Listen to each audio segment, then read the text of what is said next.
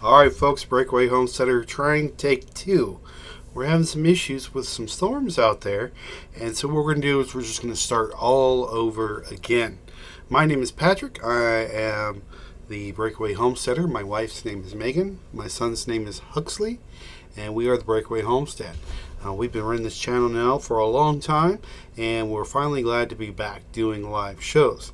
Our live shows are normally every Tuesday night at 9 p.m. Eastern Standard Time. However, we are restarting this at 9:30 p.m. tonight. So, I hope everybody is doing well. And we're going to get right into the topic of the evening, which is extreme heat events, or otherwise known as heat waves. Right now there's a lot of issues going on in Texas and other parts of the country where temperatures are reaching record levels so early in the year they don't know what the summer is actually going to bring, and we're just getting into the summer months.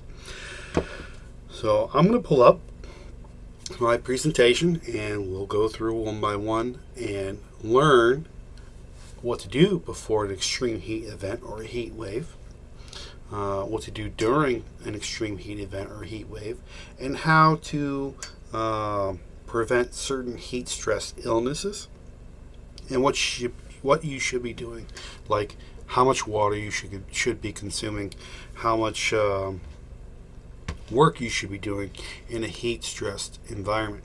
So I'm going to go ahead and pull that up and get into it.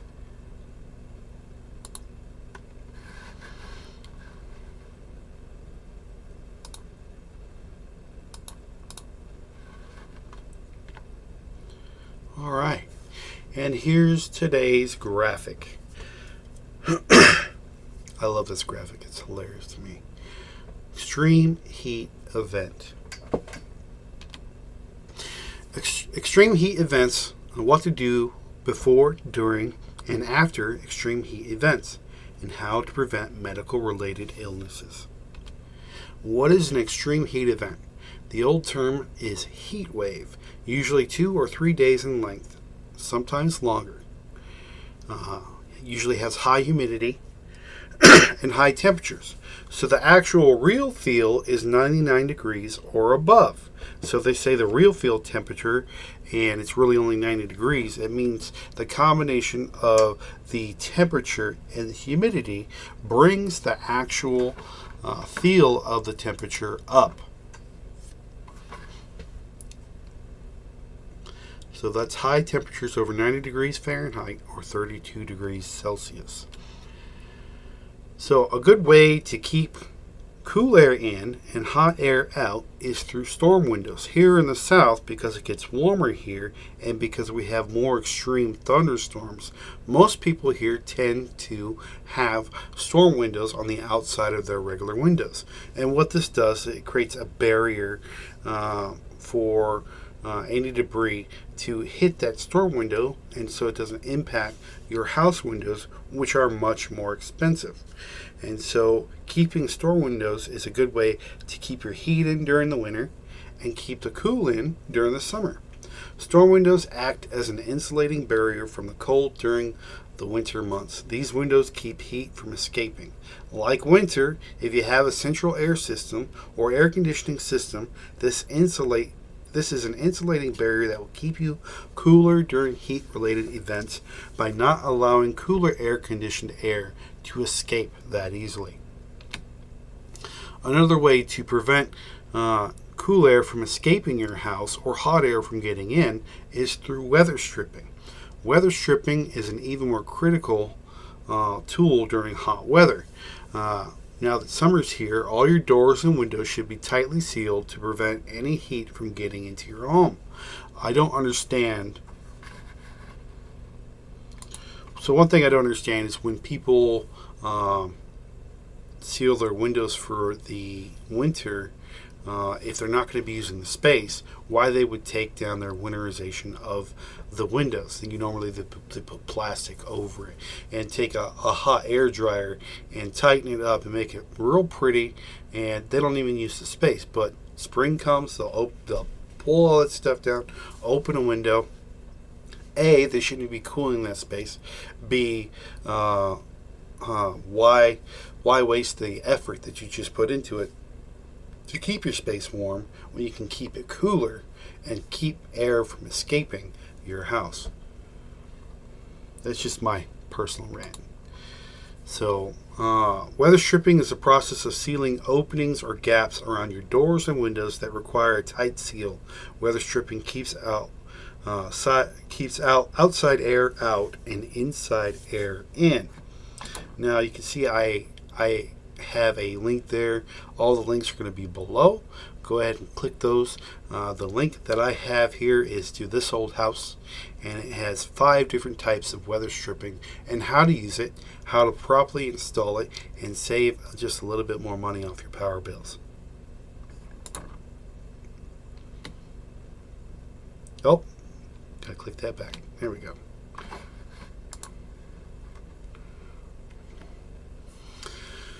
So insulating your windows is another great way to keep the heat out.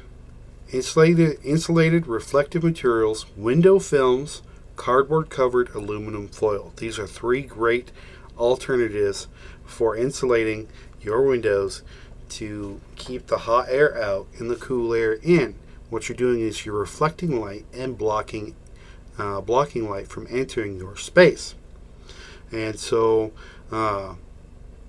you have the insulated silver lining right there. You have a window film, which you would see on skyscrapers, and then you also have aluminum foil. Now, the best thing to do with aluminum foil is to take cardboard and cut it to the size of your window. Make a stencil and then adhere aluminum foil to that. What that does is it creates an insulating barrier so it doesn't heat up so much on the inside. I have a kitty cat here sneezing. Oh, Charlie! It's our oldest cat sneezing.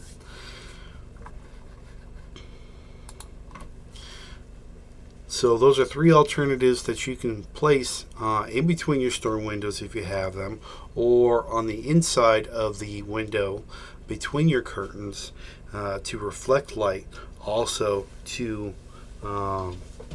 keep your space dark.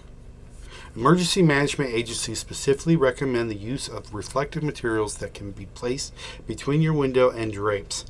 These reflect light heat back out of your windows, keeping your home darker and cooler. These radiant barriers can keep windows in direct sunlight up to 80% cooler. And that will drop your electrical consumption down as well. So you want to make it dark in the space. You want to make a space as dark as possible. Now you might not want this for your whole house, but during an extreme heat event, you're going to want at least one space to where you're going to keep that space as cool as you can. So during the winter time, you were to have a event that happened and it got extremely cold, right? What you would do is you would seclude yourself to one space in that room or in that building to keep warm so that you guys can be comfortable, right? During the summertime, it's the same. I grew up in Central Texas, and I knew there were times when it got so hot that we ended up putting drapes over the windows and putting blankets over openings of doorways to insulate them, and creating one room with an air conditioner in it that was kept dark at all times, and it was a cool spot in the house. And because we weren't growing up so prominent, or we didn't have a whole lot of money, we couldn't afford all that electricity the way the hoity-toity people did. So we would ended up having this one space, this one escape. And there would be times in the summertime where we would all sleep in this one room just because it was the coolest room in the house. It was the only room that had air conditioning, and that happened to be our living room. And so sometimes you have to get down to that. So like winter, you would seclude yourself to one space. During the summertime, you might have to do the same thing.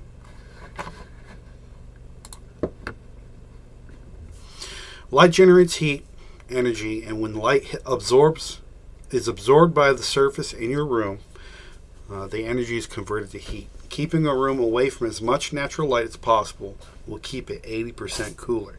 That's natural light, not artificial light. Artificial light should stay just fine and keep your space cool. Using blackout curtains is another layer of protection that you can use to keep things nice and dark in the space. And again, every time I click that space bar, and click away from the... Now, what you're going to do is check your air conditioning systems before a heat event. You're going to have your air conditioner serviced on a regular basis to ensure effective cooling and efficiency when it comes to electrical consumption. What you can do is go on YouTube and you can actually look up videos on how to properly clean the coils on your air conditioner and to properly maintain it during maintenance runs. But you're going to want to have your air conditioner checked out every 1 to 3 years or so. So also you're going to want to change your filters often to keep airflow continuous. When airflow is restricted from an air conditioner, it bogs it down and consumes more electricity. So speaking of consuming electricity, during an extreme heat event, everybody's going to have their air conditionings on. And so the best way to conserve energy, because the grid's going to be so impacted, is to bump it up a few degrees. I'd say a comfortable temperature on an extremely hot day is 78 degrees. You might want to bring it lower down, but if you keep it at 78, you can at least say you did your part to consume energy, or to conserve energy, to allow more power for other people to run their systems to be able to get through that event. You do not, and I repeat, you do not want a grid down situation during an extreme heat event or a heat wave. At that point, you're going to have to go through some drastic measures to keep cool. Another way to keep your space cool is by making sure your ceiling fans are rotating in the right direction. During the winter, you rotate the fans clockwise, which pulls air up from the ground and into the fan and then circulates outwards. During the summertime, you're going to have it go counterclockwise, where the air will actually come up from the sides of the room and go into the fan from the top and push down onto you, which will make it cooler or seem cooler in the rotation of the air. Next thing you're going to do is check your forecast on a regular basis. Daily basis, pull up your phone, get your app, whatever it's Bug or whatever, Weather Bug or National Weather Service or whatnot. Get your app up, find out what your weather's going to be like across the next week, and choose your days on going, hey, it's going to be hot. Should I prepare to do things to prepare for the heat wave that's coming in? Be in the know on when extreme heat events are coming your way and how long it's going to last. Check your local forecast regularly to be able to prepare ahead of time. Do this not only for yourself, but for others that may not be aware of these things, like your elderly neighbors or your animals. Preparing ahead of time for your animals is the smartest thing you could do on a homestead. You, as an animal husbandry specialist, are tuned in to know that not only does heat affect you, but it affects your animal, it affects your homestead, it affects your trees, it affects your grass, it affects your livelihood. So knowing as far as possible ahead of time on what your weather's going to be is a good way to be able to prepare for it. Another way to prepare for an extreme heat event is to make ice packs. Make ice or cooling packs in advance of an extreme heat event. Proper placement of cooling packs can greatly decrease your body temperature. If you have these on standby, even if you don't need them, I guarantee eventually you will need them. One of these days, you're going to hit your head on the lamp that's hanging above the pool table or some other thing, and it's going to hurt, and you're going to need an ice pack. And you're going to be glad that you made those stupid little ice packs, a month or two prior to that time. Again, these links are available down below. Click on them. It'll take you to this particular site, and it shows you 5 different ways to make ice packs. So prep: corn syrup, rubbing alcohol, salt and water, a wet sponge, using dish soap, and just regular good old-fashioned ice packs of just water and freezing them in the freezer. Lastly, for preparation part of extreme heat events is to take care of your animals. As the person who's in charge of your animals, you know your animals more than anybody. Now, who knows your animals more than you? That would be your local veterinarian. Ask your veterinarian about how to keep your animals cool for an event. There's a alpaca or a llama on top of there that had been shaved down. I don't think it was for the cooling purposes, but realize how much fur are on these animals. On a 90, 100, 110 degree day, these animals cannot stand the heat, especially with a fur coat on. You can see on the bottom there, some cows there sitting in the shade, and the sole purpose of those are to get them out of the rain and to get them out of the sun. So cool water is the number one need for animals. Access to water. Shade is the number 2 thing animals need. And ventilation is the number 3 thing animals need. Do what you can to talk to other people that might be able to help you if you do not have access to spaces to where you can put your animals. Talk to your local animal control. They might have empty space in their facilities to accommodate any animals that you might have exposed to sunlight.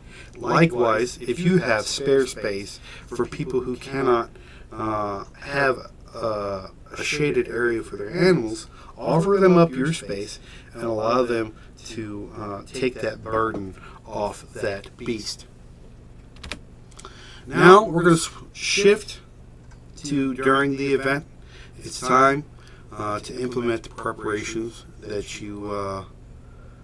you made, and the live event's going to happen. It is now heat wave time, baby. So let's do some things during the heat wave that will make everything so much easier for you and people around you. First thing you need to do is tune into your local weather station.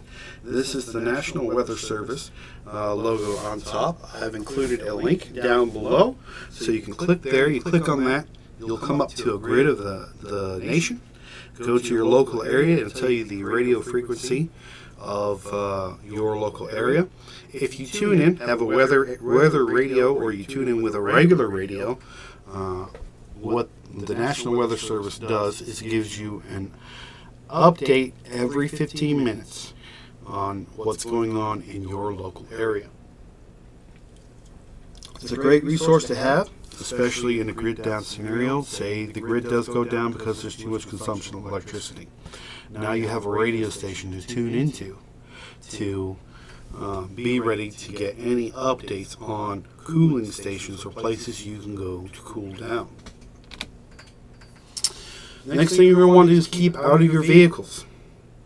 You've got a meme up there and a graphic there. It says, leave your child or pet in your car on a hot day. We'll open a window for you. The most preventable thing you can do is to prevent injury is to look before you walk away from your car or vehicle. Leaving an animal or a child in your car is a big no-no in the heat. I hate watching the news every single year where some stupid parent left their child or their animal in the car. And I love it when people break windows to save animals and to save little defenseless children from overheating in a car. Now, it's coming to the point in America where they're enacting legislature where they're putting seat sensors in all the seats of the car. So unless your seats are clear in the car, your car will not allow you to turn the car off, or it'll beep continuously until you clear the seats. This might need to happen to save lives. I agree with it, and I don't at the same time. So, there's a graphic on the bottom left there that shows you what it's like and how fast your temperature can go up in your car. At just what temperature? At 90 degrees, your inside temperature is at 140.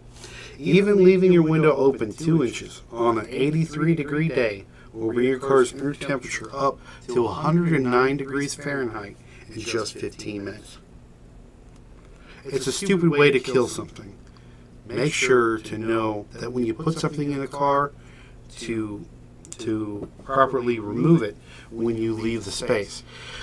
Even leaving electronics in your car can cause them to melt, malfunction, and never come back on again. Food consumption during a heat event, you want to eat smaller meals and more often. The reason for this is when you consume large meals and consume less water during those large meals, those meals tend to absorb the hydration with those meals quicker than it would be if you were to hydrate and eat smaller meals. And so you want to eat smaller meals rather than 3 large meals. So electrolytes and fluid intake during the event. Your body has developed methods to regulate your temperature so you can stay cool on a hot day and vice versa. Sweating on a hot day helps you cool your body because the evaporation of sweat releases heat from your skin. However, prolonged exposure to heat on a hot day can lead to excessive sweating and places a strain on your body due to loss of certain electrolytes. Electrolytes being sodium, potassium, and chloride, basically salt. Your body excretes salts, but it cannot get it back unless you put it back in there. We get our salt mostly through our food, through our table salt, or salt that if you're loading salt during the day, such as taking natural sea salts or Redmond salt through water, then if you're not taking salts, you're not getting salt. There's a plethora of options out there as far as sports drinks goes. But basic ingredients to make your own sports drink are on the next slide. You're doing this only to hydrate and make sure your body is consuming the same amount of salt that it's excreting so your body can function at full capacity. So you want to make this drink as simple and as natural as possible. The more unnatural ingredients, the worse it is. You don't want red Gatorade. You don't need the red dye. You don't want green Gatorade. You don't need the blue and the yellow dye. You just want natural supplementation. Now here's a good recipe. Natural electrolyte drink recipe. Give yourself 1 quart of water. Add an 1/8 or a 1/4 teaspoon of Himalayan sea salt. It could be Celtic salt. It could be Redmond salt. You really don't want it to be table salt, but it is potassium. 1/4 cup of lemon juice or citrus juice. You can use limes as well. 1 to 2 tablespoons of honey. This kind of puts a mask on the saltiness of the water and makes it more consumable. You mix all these together, you're good to go. It's a great way to keep yourself hydrated, and if you make it in advance, put it in the fridge, it's going to be nice and cold and ready for you to go.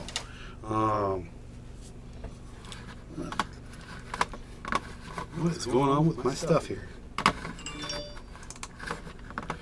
Can't find my mouse pointer. Now, if you've ever been on Doug and Stacy's channel, you've heard of Soleil. It'd be a good time after this video to go on to Doug and Stacy's channel. Just type it in Doug and Stacy, Homesteading with Doug and Stacy, or Off-Grid with Doug and Stacy, and look up Soleil.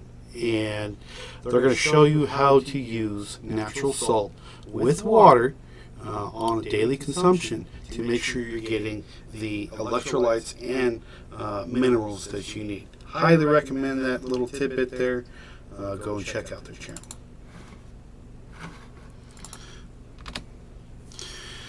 during an event, you don't want to be outside partying, drinking the entire time, because drinking dehydrates you. Alcohol dehydrates you. So it's important to stay safe if you're planning to drink during hot weather. Heat waves can be dangerous on their own right, and adding alcohol to the mix increases your risk of dehydration, heat exhaustion, and heat stroke. I like the little graphic down that says, do you want heat stroke? Because that's how you get heat stroke. During a heat event, you're going to want to dress light. Opt for clothing made of cotton, linen, or jersey. These fabrics are breathable and natural, and they help your body release heat, which can help you sweat less. So if you want to stay cool on a hot day, stick with a cotton, linen, or jersey t-shirt. Stay away from synthetics. You don't want synthetics like polyester or anything like that, because what they do is retain heat. These are technically plastics, so you're putting on a sauna if you're putting on plastics. Choose light color fabrics. When picking out your summer outfit, stay away from dark colored clothing, bold colors. This is a way you can reflect sunlight from your clothing. Instead of black, wear white, beige, or gray. Lighter tone colors don't absorb as much sun as dark colors, making them ideal for hot days.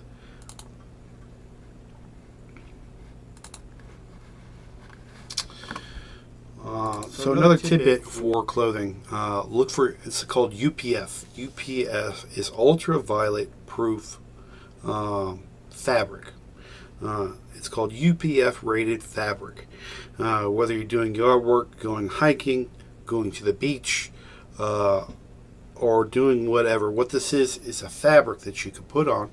It's a synthetic fabric, but it's breathable, and it'll give you a all automatic UV protection number of 30. As far as sunscreen goes, just this fabric alone keeps you from absorbing UV light at a rate to get sunburned at. And so whenever we go to the beach, we always have these long sleeve shirts on, which are UPF rated. I do it for my son, I do it for me. Megan chooses not to do it, but if she wants to do it, she can.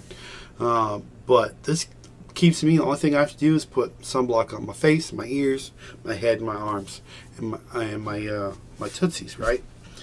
And it saves me from having to put so much sunblock on. So what else?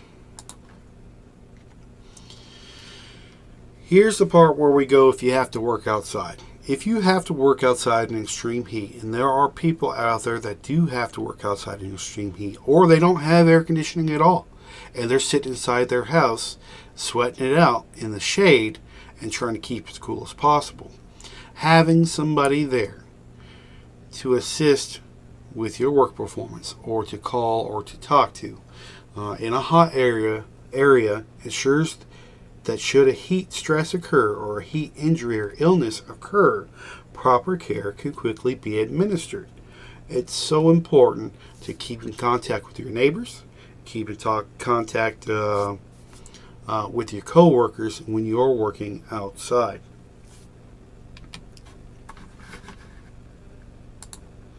So I was in the military for 11 years, and I work in a military-related job right now, right? We run by a flag system, and the military has always had a flag system. You got a white flag, green flag, yellow flag, red flag, and a black flag. On these days, depending on how hot it gets, depends on the color code, and there's a certain amount of work you can be doing during the time. There's a certain amount of electrolytes or fluids that you should be drinking in that time. So I'm going to bring that graph up. All right. Definition, easy work. And of course this is from the military, so it's like weapon maintenance, walking on hard surfaces at 2.5 miles per hour, basically slowly walking, marksmanship training, drill ceremony, manual of arms, blah, blah, blah, blah. This is outside. You're outside just piddling around, picking up garbage off the street. Moderate work, walking more than 2.5 miles per hour, maybe carrying a small load, walking on a hard surface at 3.5 miles, carrying a 40-pound load, doing calisthenics, which is cardio exercise, walking, or doing individual things like mowing the lawn or working on your car or washing your car. This is moderate work. And of course, we all know what hard work is. You got a couple of items here on the side which says NL, which means no limit. You can see those here, NL, NL, NL. Now this is where it gets interesting here. These are the flag categories: white, green, yellow, red, and black. Now on these days, when you go into a base, they will have a flag flying. If there's no flag, it's a white flag day. They don't fly a white flag. If it's a green flag, they'll have a green flag up. They have an actual yellow flag, they have an actual red flag, and they have an actual black flag. So what it is for people who are in charge, they have a visual on what kind of day it's going to be when they drive onto base and how they're going to work their personnel accordingly. So white flag days are between 78 and 81 degrees. Green flag days are between 82 and 84. And you can see these windows are getting smaller and smaller. Yellow flag is 85 to 87. A red flag day is between 88 degrees and 88.9 degrees. And when it hits above 90, it's considered a black flag day. Now, most of the time on a black flag day, most people just stay indoors or they delay work until nighttime. So work rest time frame for easy work, there's no limit, no limit, no limit. On a black flag day for easy work, you can work for 50 minutes and then take a 10-minute break. Moderate work, there's no limit on a white flag day, but as the temperature goes up, you'll see that the work rest ratio, you'll be working 50 minutes on a green flag day and off for 10 minutes. On a yellow flag, working 40, off for 20. You're taking a break. You're going in the shade. You're sitting down. You're resting. For a red flag day, it's 30 minutes and 30 minutes on work, 30 minutes off work. For a black flag day, it's 20 minutes on work and 40 minutes off work, and that's for moderate. If you're working hard, if you're doing construction work, the numbers go up even further. Working hard on just a regular day, it's a 40-20. You work hard for 40 minutes, you get 20 off. 30-30 on a green, 30-30 on a yellow, 20-40 on a red, and 10 minutes of work during an entire hour on a 50-minute cycle. Now, those folks out there in Afghanistan and, well, they're not in Afghanistan anymore, but in desert-related areas have enough people in cycle that, say you need one person to do a job, they're going to have 6 people on that job, so one can work 10 minutes while the other 5 sit down, and they rotate. And so they have that 10-minute work, but it's continuously going by these 5 people or 6 people. Now, along with work ratio, you have your water intake, and these are quarts per hour. On any given day, you should be drinking half a quart per hour during a white flag. Depending on your easy work, moderate, or hard work, it's going to be 3/4 of a quart or 3/4 of a quart. And you can see as it goes up in temperature, your water intake will be the same or higher, but by the time you get to a flag, you're drinking an entire quart of water per hour. That's because your body is shelling out so much salt and so much sweat that it's trying to keep itself cool. This is the only way to maintain your natural cooling system, is to drink this amount of water during a 1 hour time frame.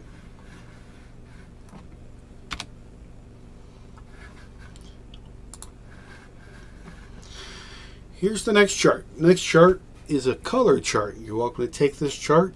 You can print this off of almost any site. It's a dehydration urine color chart.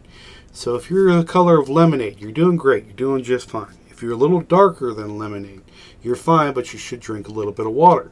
Even with the graphic, it shows here, hey, 1/4 of a bottle of water. If you're darker, if it's a golden color like beer, light beer, you're going to want to drink half a bottle of water. If it's darker, a full bottle of water immediately. And if it's darker than the bottom level, you should seek out medical attention. The reason why you should seek out medical attention because brown pee is not normal pee. You're either extremely dehydrated and need an IV immediately to rehydrate your entire body before body parts shutting down like your kidneys, or you may have some sort of liver issue that's causing your urine to be brown. This is just a simple graphic here to say, hey, do not forget to check on your neighbors during a heat event. Always be aware of what's going on around you, so in case somebody has a problem, you can assist as soon as possible. Now we're going to talk about during the event, a cooling center and what it's for. A cooling center or cooling shelter is a location, typically an air-conditioned or cooled building, that has been designated as a site to provide respite and safety during extreme heat.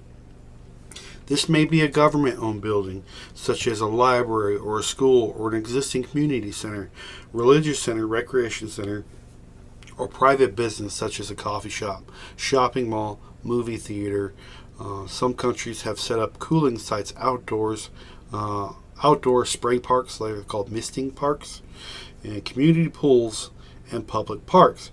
Now you'll see things like public transportation become free to cooling areas during extreme events. So there's no way you can say, no, I can't afford to get there even by public transportation. I guarantee you, if you're an elderly person, you can call 911 and say, it's too hot. Can I get a ride to a cooling station? And if you're disabled, somebody will come and pick you up. Because that's their job. That's what you pay taxes for. And so use them if you can. Now let's talk about learning to recognize heat-related illnesses. And this is the last part, but it's the most important part. Sunburn. Yeah, I love the graphics. Sunburns occur from exposure of the sun UV's rays. UV light from artificial sources such as tanning beds. You can usually treat first and second degree sunburns at home. First degree is just the red burn, and what will happen is over a course of days your skin will adjust and get darker, but it'll absorb the redness. A second degree burn, you might find some blisters or some peeling skin, but a third degree burn, which is rare for sunburn, but it can happen, is hospitalization. A sunburn can cause permanent skin aging and skin cancer. You can lessen your risk of sunburn by taking steps to protect your skin. Use sunblock, at least 30 SPF. Use UPF, that's ultraviolet protective fabric clothing, to reflect sunlight and keep you from absorbing UV rays. And of course, stay inside or stay in the shade. Heat cramps. Heat cramps are painful, involuntary muscle spasms that usually occur during heavy exercise in hot environments. The spasms may be more intense and more prolonged than our typical nighttime leg cramps. Fluid and electrolyte loss often contributes to heat cramps. So what you're doing is you're losing vital minerals in your system, and lactic acid is setting in, and what would normally flush out that lactic acid would cause heat cramps. Now, the action for this is to go to a cooler location, remove excess clothing, take sips of cool sports drinks. Don't just chug it down. Just sip. Take your time with it. You want sports drinks with salts, that electrolyte solution that we used earlier, and sugar. Get medical help if cramps last more than an hour. If cramps last more than an hour, there's a possibility that you can have some thrombosis or something going on, and you don't want to ignore those signs. Heat exhaustion. Heat exhaustion is the body's response to excessive loss of water and salt. We are at the point to where you are almost about to stop sweating. You'll experience heat exhaustion. Heat exhaustion is most likely to affect the elderly, people with high blood pressure, and those working in a hot environment. Actions: go to an air-conditioned place and lie down. Loosen and remove your clothing. Take a cool bath. Take sips of cool sports drinks with salt and sugar. Get medical help if symptoms get worse or last more than an hour. Let's go back real quick. That's the reason why the military comes up with this graphic here, is to say, if you do this, if you work hard more than 10 minutes on a black flag day that's over 90 degrees, you're going to get heat stress. That's what it's there for. Finally, heat stroke. Heat stroke is the most serious heat-related illness. It occurs when the body can no longer control its temperature. It means it stops sweating. The body's temperature rises rapidly, the sweating mechanism fails, and the body is unable to cool down. When heat stroke occurs, your body core temperature can rise up to 106 degrees. If that happens, you're touching the ceiling. If it goes above 106, there's a possibility you could damage organs or even have brain damage. So you want to make sure that if you have heat stroke or know somebody or see somebody with heat stroke, your action is to call 911 immediately, get them to a cool location, and to cool them down as fast as possible. This is where your cool packs will come in, and this is where your bathtub will come in, and you want to cool down the person as quick as possible until medical help arrives. So, boop, boop. Folks, obviously the clear path here during any heat stress related event or heat wave is to have a clear path. And to have a clear path, you have to have an action plan.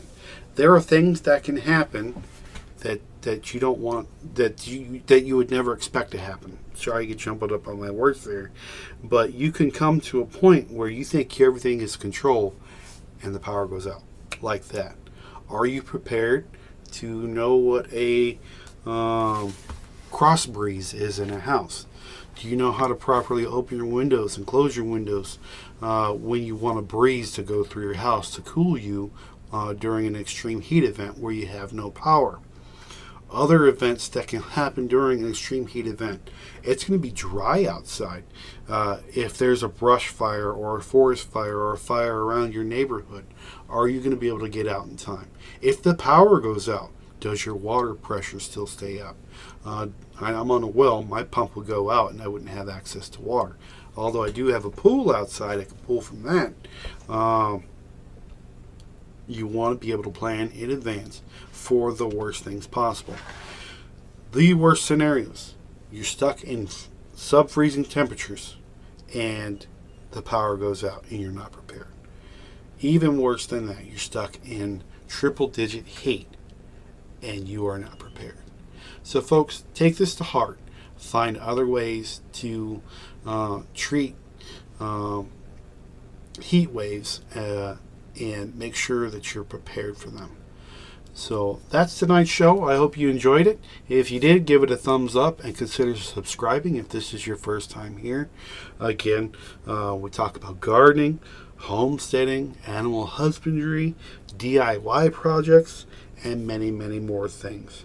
Our next live stream is going to be on the 4th of July, Tuesday night next week, 9 p.m. Eastern Standard Time. We're going to do something a little patriotic, I'm guessing, and we'll see you then. So until then, be safe out there, drive safe, and have a safe weekend before the 4th of July. And I'll see you on our nation's Independence Day. You guys have a fantastic one, and we'll see you next week.